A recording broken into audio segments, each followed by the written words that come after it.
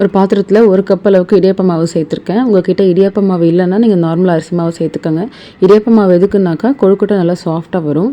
இப்போ இதில் வந்து நான் 1/2 கப்புக்கும் கொஞ்சம் கம்மியாக சர்க்கரை சேர்த்துக்கிறேன். உங்களுக்கு இனிப்பு நிறைய பிடிக்கும்னாக்கா 1/2 கப் ஃபுல்லாக சேர்த்துக்கோங்க.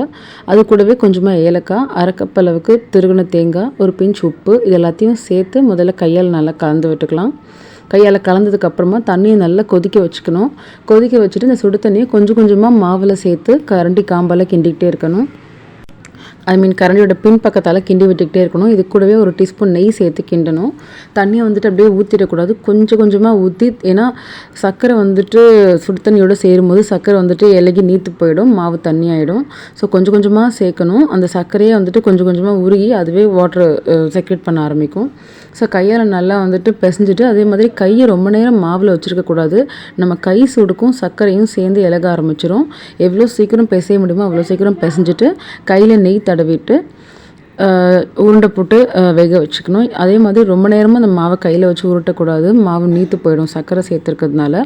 கொஞ்சம் கேர்ஃபுல்லாக எவ்வளோ சீக்கிரமாக பண்ண முடியுமோ அவ்வளோ குயிக்காக பண்ணி உருண்டை பிடிச்சி ஒரு 10லேருந்து 12 நிமிஷத்துக்கு இதை வேக வச்சு எடுத்துட்டா ரொம்பவே சாஃப்டான சுகர் கொழுக்கட்டை ரெடி.